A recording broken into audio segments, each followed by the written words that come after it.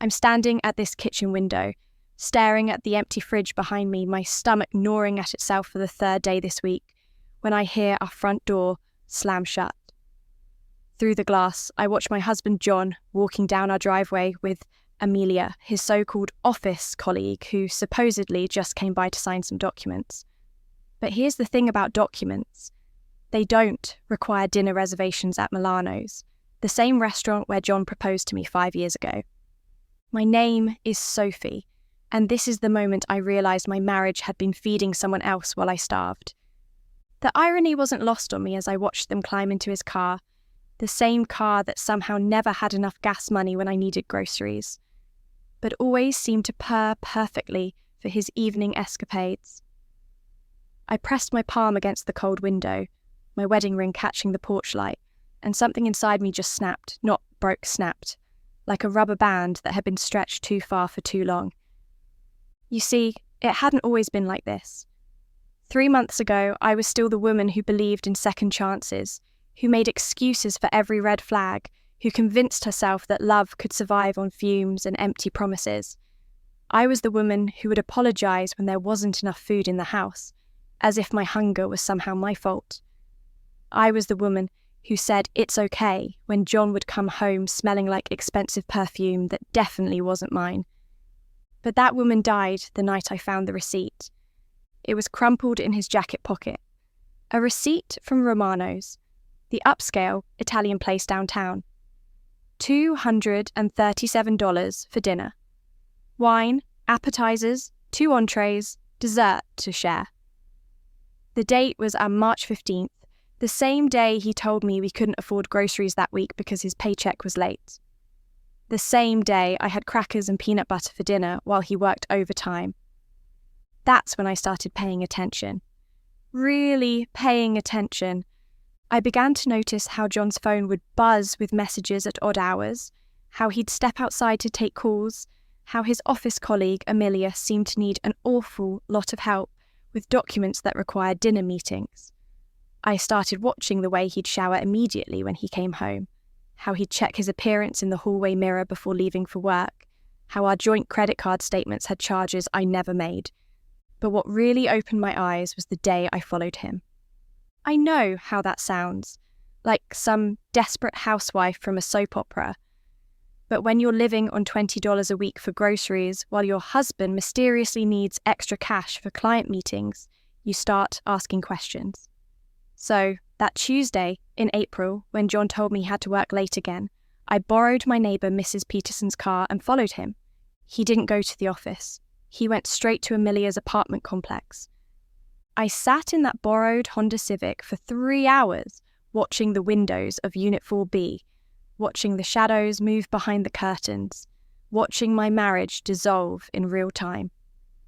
When John finally emerged at midnight, straightening his tie and checking his phone, I felt something shift inside me. The last piece of the woman who made excuses, who believed in second chances, who starved herself to keep the peace, she died right there in that parking lot. What was born in her place was someone entirely different, someone who had been taking notes. You see, while John thought he was being clever with his secret dinners and hidden affairs, he was actually teaching me something valuable. He was showing me exactly how much money we really had, exactly which restaurants served the best food, exactly how to live the life I'd been denied. Every receipt I found, every credit card statement, every mysterious charge, they weren't just evidence of betrayal. They were a roadmap to everything I deserved. So, I started building a file. Not just photos of receipts and screenshots of suspicious texts, though I had plenty of those. I started documenting our entire financial situation. I discovered that while I was rationing groceries and wearing the same 3 outfits to stretch our tight budget, John had been depositing his bonuses into a separate account I didn't know about. While I was apologising for wanting to buy fresh vegetables, he was spending hundreds on wine tastings with Amilia. The more I dug, the angrier I became. But it wasn't the hot, explosive anger you might expect. It was cold, calculating, patient. It was the kind of anger that plans.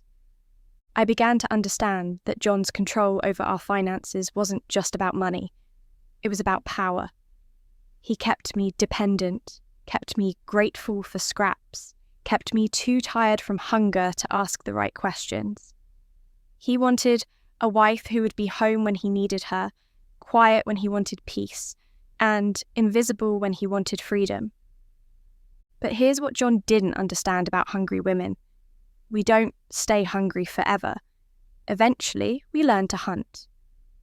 The night I'm telling you about, the night I watched him leave with Amilia for Milano's, I had already been hunting for 3 months. I had copies of bank statements, photographs of receipts, recorded phone calls where he lied about his whereabouts.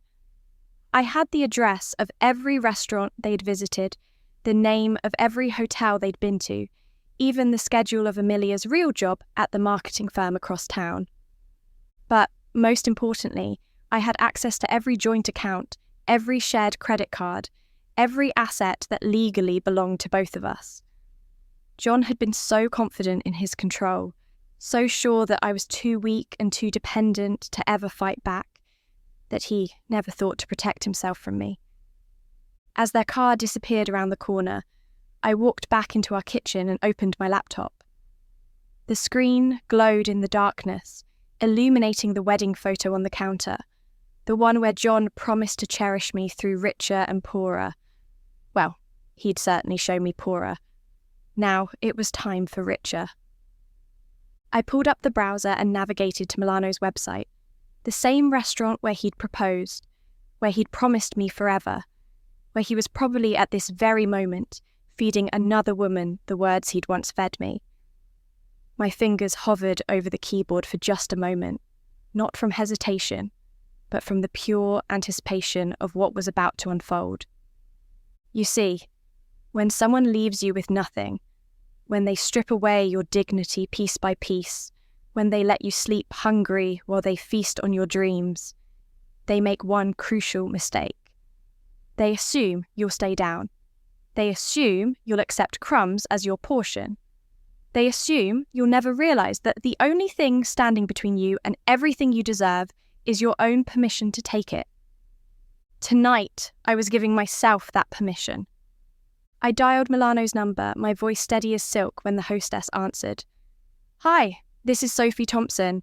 I'd like to place a very large catering order for delivery." The plan that had been forming in my mind for 3 months was finally taking shape, and John had no idea that his perfect little double life was about to become very, very public.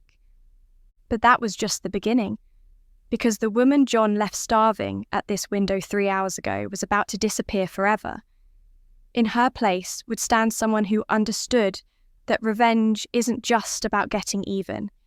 It's about getting everything.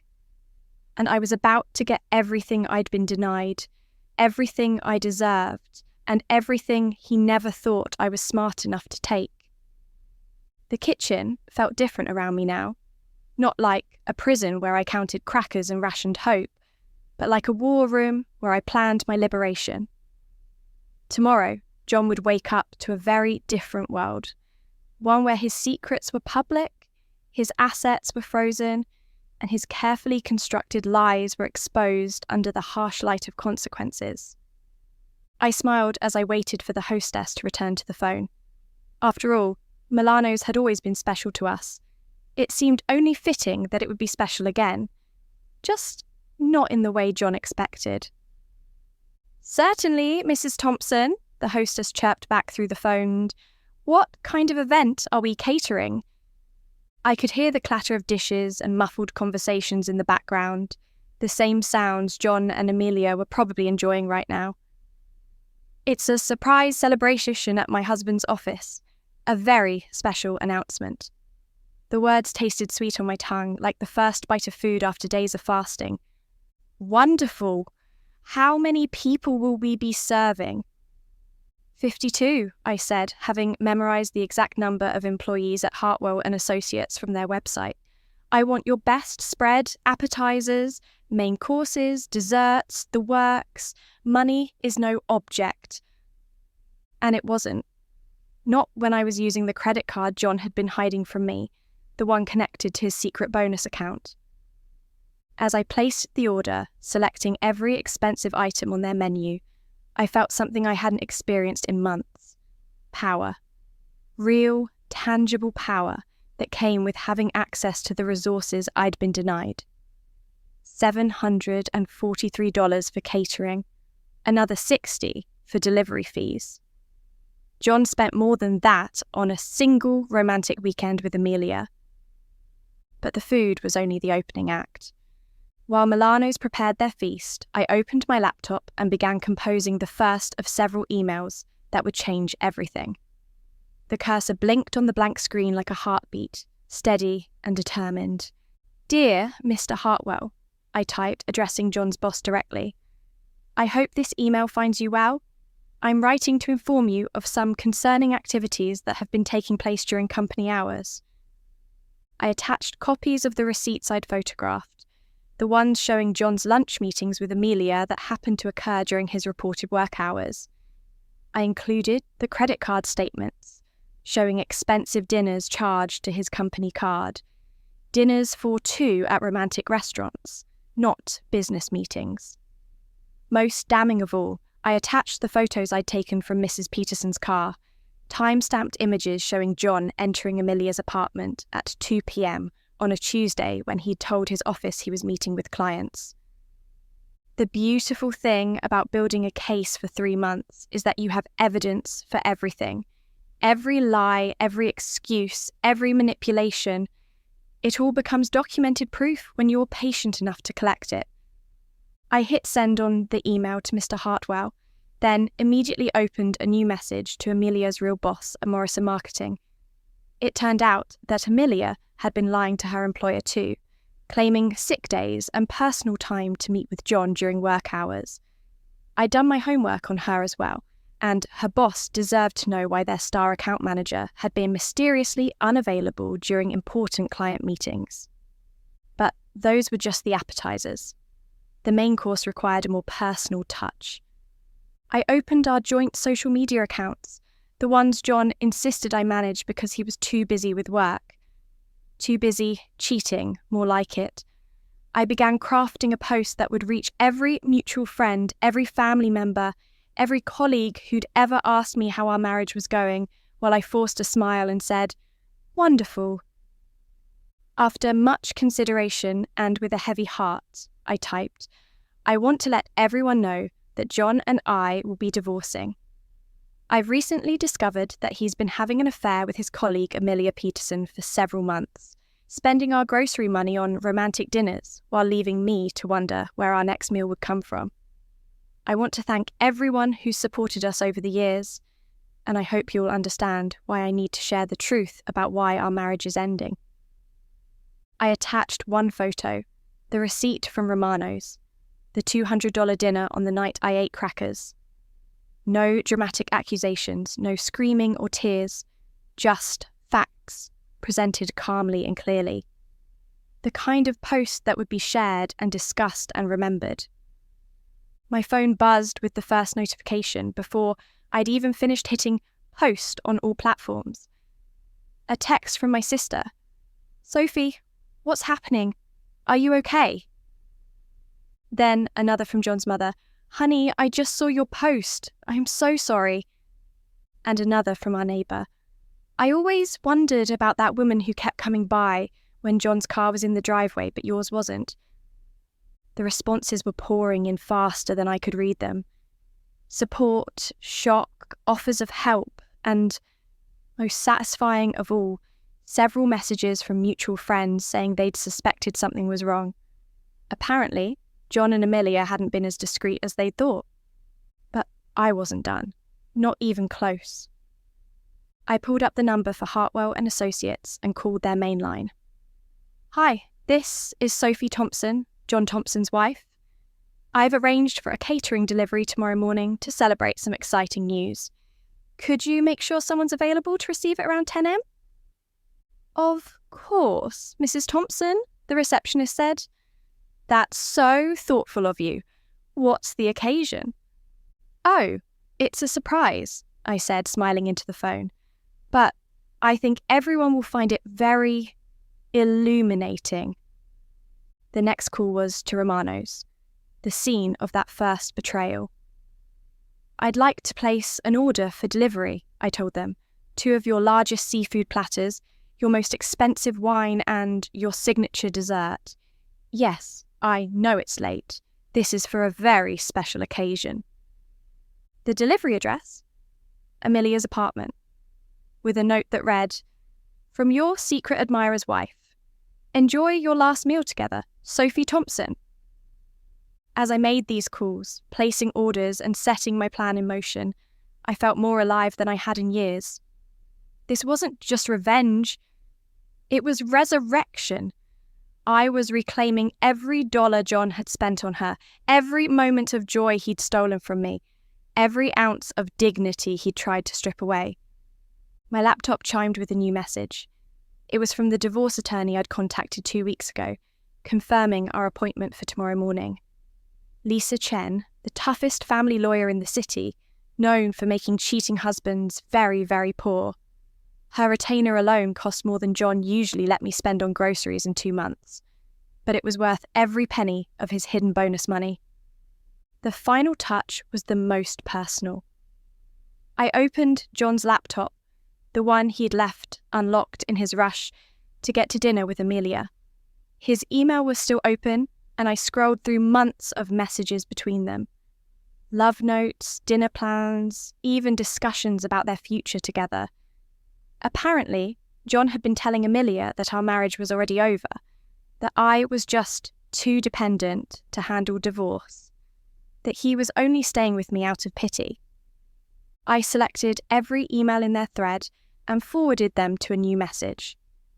The recipient list included John's parents, his siblings, my family, and every single person in his professional network whose email I could find. The subject line was simple: the truth about John Thompson. In the body of the email, I wrote, "These are the messages between my husband and his mistress over the past 6 months.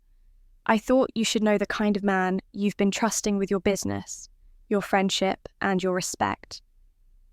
Please note the dates of these messages compared to the family events where John told you he was working hard to provide for Sophie. Sophie Thompson."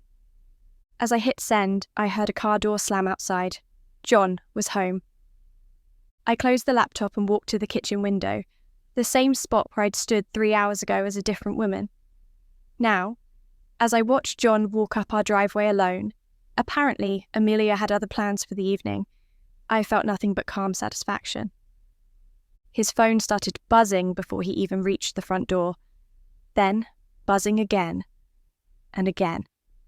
By the time he fumbled with his keys, the notifications were coming so fast his phone sounded like an angry bee. I heard him answer on the 3rd ring, his voice confused and slightly irritated. "Mum, why are you calling so late?" Then silence, long, terrible silence. "What do you mean? What post? What are you talking about?" More silence, followed by frantic footsteps as he rushed into the house. I heard him throw his keys on the counter, heard his phone continue its relentless buzzing, heard the exact moment he opened his laptop and saw his empty email inbox. "Sophie," his voice cracked when he called my name. "Sophie, what did you do?" I turned away from the window and walked toward the living room, where John stood surrounded by the wreckage of his secret life. His phone was in one hand, his laptop in the other, and his face had gone completely white.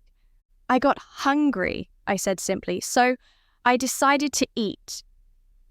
Tomorrow morning, his entire office would know about his affair thanks to a catering spread that cost more than he'd let me spend on food in a month. His boss would have documentation of his misuse of company time and resources. His professional network would understand exactly what kind of man they'd been dealing with. And Amilia would wake up to expensive seafood and wine, a farewell feast delivered with compliments from the wife she thought was too weak to fight back. But that was all just the appetizer. The main course was still to come. The silence stretched between us like a chasm. John's phone had finally stopped buzzing, but only because he'd turned it face down on the coffee table with shaking hands. His laptop screen glowed with his empty inbox, and I could see him trying to process the magnitude of what had just happened. "Sophie," he said again, his voice barely above a whisper. "We need to talk about this." "Do we?" I settled into the armchair across from him, the same chair where I'd spent countless nights waiting for him to come home from his overtime. "Because I think I've said everything I needed to say. The whole world heard it, actually." His face flushed red. "You don't understand. Amilia and I, it's not what you think. She's going through a difficult time, and I was just helping her." "By spending our grocery money on romantic dinners," I interrupted. "By lying to your boss about client meetings that were actually affairs. By promising her a future while telling me we couldn't afford basic necessities." John opened his mouth, then closed it. For the first time in our marriage, he had no clever explanation, no smooth excuse that would make me doubt my own reality. "I saw the emails, John. All of them. The ones where you told her our marriage was already over. The ones where you called me too dependent to leave. The ones where you planned your weekend getaways while I was here eating crackers for dinner." He slumped forward, burying his face in his hands. "How long have you known?" 3 months, I said, and watched him flinch.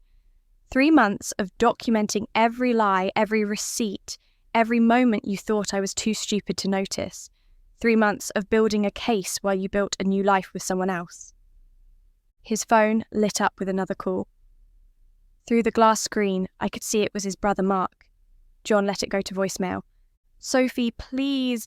I know I made mistakes, but we can work through this. We can go to counselling. I can end things with Amilia. Just, please don't destroy everything." The audacity of it almost made me laugh. "Destroy everything?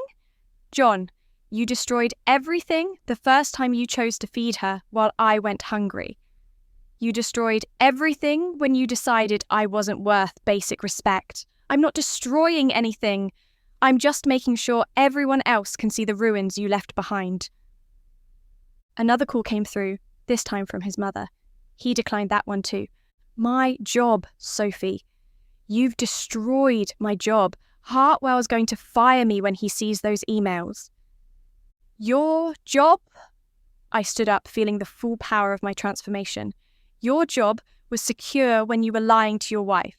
Your job was secure when you were stealing from our joint accounts. Your job was secure when you were using company resources for personal affairs. But now that there are consequences, suddenly it matters." I walked to the kitchen and returned with the folder I'd been building for 3 months. I set it on the coffee table between us with a satisfying thud. "This is everything, John. Bank statements showing your secret accounts. Receipts from every restaurant you took her to. Photos of you entering her apartment during work hours. Credit card statements showing charges you told me we couldn't afford. Phone records of calls made during your supposed business meetings." His eyes widened as he flipped through the pages. "You hired a private investigator?"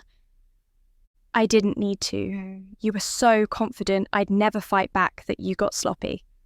Receipts left in pockets, passwords saved on shared computers, credit card statements mailed to our joint address.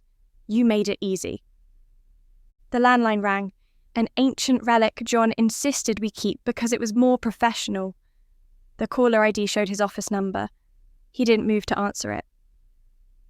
"That's probably Mr. Hartwell," I said conversationally. "He's likely seen the emails by now, and the catering order I placed for tomorrow morning. The whole office is going to enjoy Milano's finest while they discuss their colleague's interesting personal life." John's face went from red to pale grey. "You ordered catering to my office?" "With your credit card. The same one you used to take Amilia to Milano's tonight. I thought it was poetic. Everyone at Hartwell gets to taste the same food you've been denying me to buy for her." He stood up abruptly, pacing to the window where I'd stood just hours earlier. "This is insane, Sophie. You're destroying both our lives out of spite." "No, I said, my voice steady as steel. I'm saving my life from the man who was slowly killing it. Do you know what it's like to go to bed hungry while your husband whines and dines another woman? Do you know what it's like to apologize for needing groceries while he spends hundreds on romantic getaways? I provided for you. You provided scraps. The words came out sharper than I intended, and John actually stepped back. $20 for groceries while you spent $60 on wine. Excuses about tight budgets while you deposited bonuses into secret accounts. You didn't provide for me, John. You rationed me. You kept me just hungry enough to be grateful, just desperate enough to stay quiet. The house phone rang again. This time, John lunged for it. Hello? I could hear the angry voice on the other end. Mr. Hartwell, demanding explanations for the emails that had been forwarded to half the city's business community.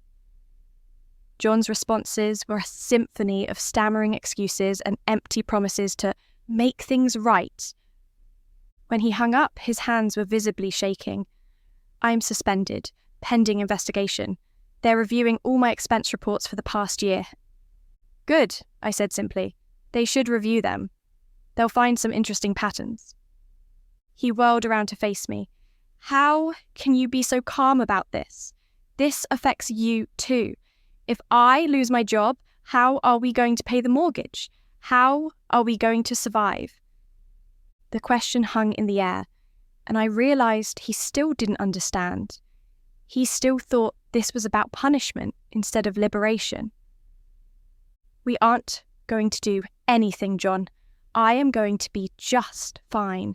You see, while you were building your secret life with Amilia, I was building my exit strategy.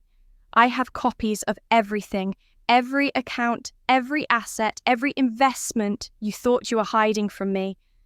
I know about the workshop you bought without telling me. I know about the vintage car collection in your brother's garage. I know about the offshore account you thought was so clever. His mouth fell open. How could you possibly? Because I'm not the helpless woman you married anymore. I'm the woman you created when you decided I wasn't worth feeding properly. And that woman, she's very, very thorough. I pulled out my phone and showed him the screen. This is a text from Lisa Chen, my divorce attorney. We're meeting tomorrow morning to discuss asset division. Apparently, when one spouse commits adultery and financial fraud, the courts take a very dim view of their claims to marital property. Financial fraud? Sophie, that's ridiculous. Hiding assets from your spouse is financial fraud. Using joint credit cards for personal affairs without disclosure is financial fraud. Lying about income and expenses to maintain control over household finances is financial fraud. I counted off each point on my fingers. Lisa seems very confident about our case. John collapsed back onto the couch, his head in his hands. This will ruin me completely. No, I said, walking toward the stairs. This will free me completely. You ruined yourself the moment you decided I wasn't worth basic human decency. I just made sure everyone else could see what I've been living with. I paused at the bottom of the stairs and turned back to him one last time. Oh, and John? I ordered Amilia a farewell dinner from Romano's, same restaurant where you spent our grocery money that first time. It should be arriving at her apartment any minute now, with a lovely note explaining exactly who paid for it. His phone started buzzing again, and through the screen I could see Amelia's name. Let them figure out their next move together. They'd need each other now that their secret was public, and their jobs were in jeopardy. As I climbed the stairs to pack my things, I could hear John frantically answering the phone, his voice pleading and desperate as he tried to explain the unexplainable to his mistress. But I wasn't listening anymore. That chapter of my life was closing, and tomorrow would be the first day of the rest of my story. The woman who had stood at that kitchen window, hungry and broken and desperate, was gone forever. In her place was someone who understood that sometimes the best revenge isn't getting mad. It's getting everything you were denied, everything you deserved, and everything the person who hurt you never thought you were strong enough to take. I had taken it all, and tomorrow I would walk into Lisa Chen's office and make sure I kept it. The next morning, I woke up in our guest bedroom to the sound of John's panicked voice echoing through the house. He was on another damage control call, probably the 10th one since dawn. I'd heard him pacing the hallways all night, his footsteps like a caged animal wearing grooves in the floor. But I had slept like a baby. For the first time in months, I'd gone to bed with a full stomach. I'd ordered myself Thai food with John's credit card after our confrontation, the most expensive items on the menu. Pad Thai with jumbo shrimp, tom yum soup, mango sticky rice. Every bite tasted like freedom. I checked my phone and smiled. 47 missed calls from John throughout the night, dozens of supportive messages from friends and family, 3 voicemails from reporters who'd apparently caught wind of the story through social media, and 1 text that made my morning complete from my neighbour, Mrs. Peterson. "Sophie, dear, there's quite a commotion at the office building downtown. Catering trucks, news vans, police cars. Thought you'd want to know." Police cars. That was unexpected, but not unwelcome. I showered, dressed in my best suit, the one I hadn't been able to afford dry cleaning for in months, and headed downstairs. John was in the kitchen, still in yesterday's clothes, surrounded by empty coffee cups and crumpled tissues.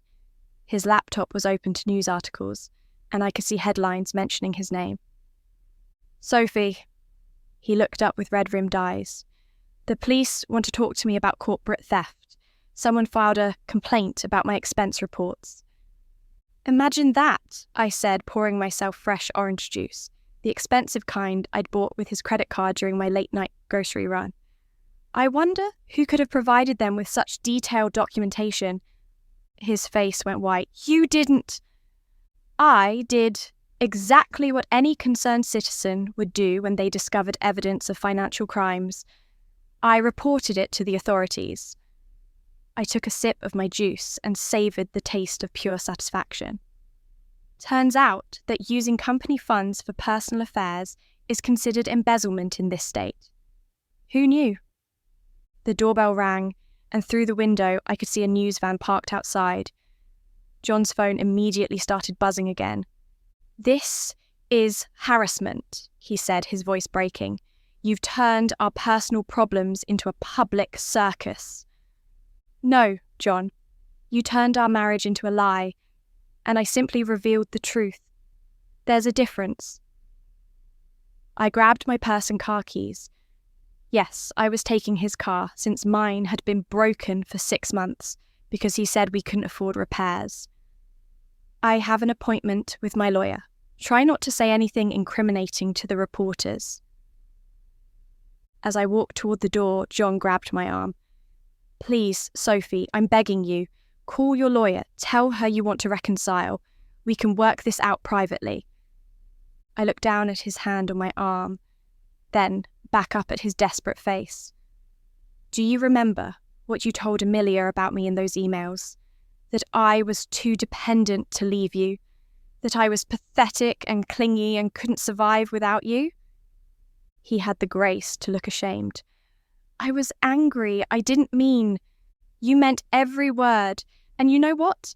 You were right about the old Sophie. She was dependent. She was pathetic. She did think she couldn't survive without you."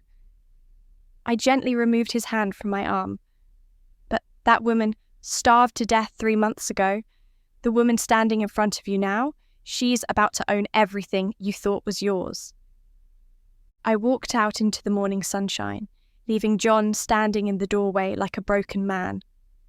The reporters swarmed immediately, shouting questions about the affair, the embezzlement charges, the social media posts that had gone viral overnight. I smiled graciously and told them I had no comment, but thanked them for their interest in bringing financial fraud to light. Lisa Chen's office was downtown, in one of those gleaming towers where power lunches happened and million-dollar deals were made. The kind of place John had always told me was out of our league. Well, it wasn't out of mine anymore. "Sophie," Lisa greeted me with a firm handshake and a knowing smile. "I have to say, I've never had a client come in with such comprehensive documentation. You've made my job remarkably easy." She spread out papers across her mahogany conference table. Financial statements, asset valuations, evidence of John's affairs and financial deception. "Based on what you've provided and considering the adultery and financial fraud, I'm confident we can secure a very favourable settlement. The house, the cars, the workshop, even those hidden accounts. It's all community property that he attempted to conceal." "What about the criminal charges?" I asked. "The district attorney's office is very interested in your evidence. Corporate embezzlement, tax evasion, financial fraud. John's looking at serious legal consequences beyond just the divorce." Lisa's expression was professional, but I caught a hint of admiration in her eyes. In all my years practicing family law, I've rarely seen someone so thoroughly prepare for their liberation. 3 hours later, I walked out of that office with divorce papers that would give me everything. The house, John's precious workshop, both cars, 70% of all assets, and monthly alimony that would ensure I never went hungry again. John would be left with legal bills, criminal charges, and just enough to start over, if he managed to avoid prison. I drove to Milano's for lunch. Yes, the same restaurant where John had proposed, where he'd taken Amilia for their romantic dinners.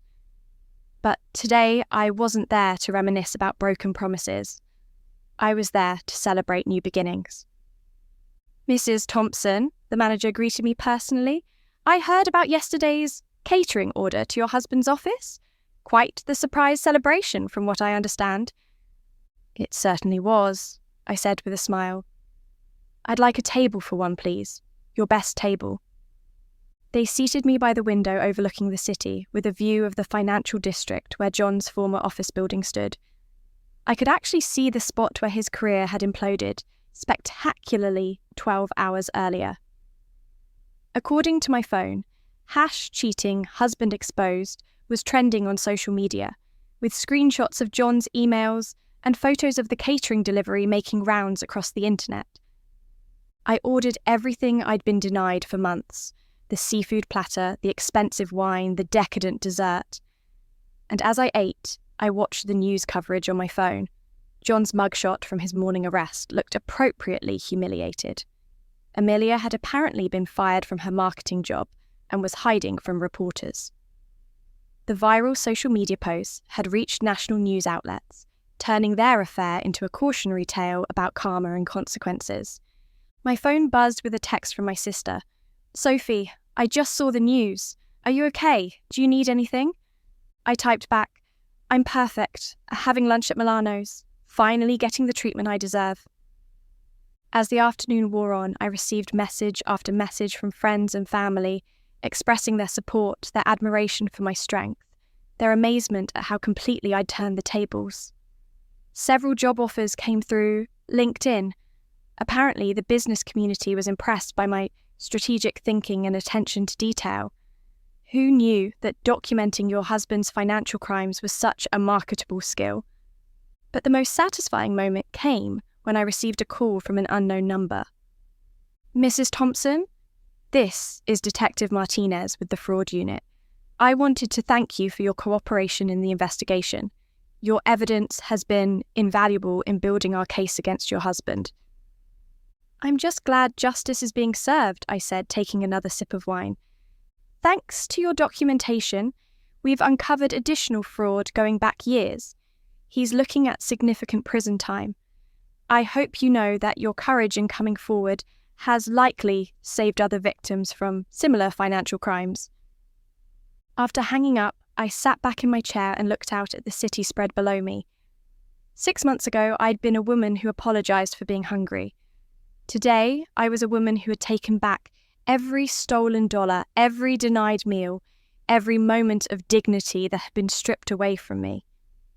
My phone buzzed one final time. A text from John. "Sophie, please. I've lost everything. My job, my reputation, my freedom. Isn't that enough? Haven't I been punished enough?" I stared at the message for a long moment, then typed my response. "You didn't lose everything, John. You threw it away, and you weren't punished. You finally faced the consequences of your choices. There's a difference." I deleted his number from my phone and raised my wine glass in a toast to the empty chair across from me. The chair where a different version of myself had once sat, listening to promises that were lies and believing in a love that was an illusion. "Here's to the woman who died so I could live," I whispered and drank to my own resurrection. Tomorrow I would move into my new apartment, a penthouse I could afford thanks to the divorce settlement. I would start my new job at a firm that valued my analytical skills. I would begin building a life where I never had to ask permission to eat, never had to apologise for existing, never had to starve while someone else feasted on my dreams. But today, I sat in Milano's, eating the most expensive meal on the menu, watching the sun set over a city full of possibilities, finally understanding what it meant to be truly satisfied. The woman who had stood at that kitchen window 3 months ago, hungry and desperate and broken, was gone forever. In her place sat someone who understood that the best revenge isn't just getting even. It's getting everything you deserve and building a life so magnificent that your betrayer's punishment becomes their exclusion from your success. I finished my wine, left a generous tip, and walked out into my new life finally full.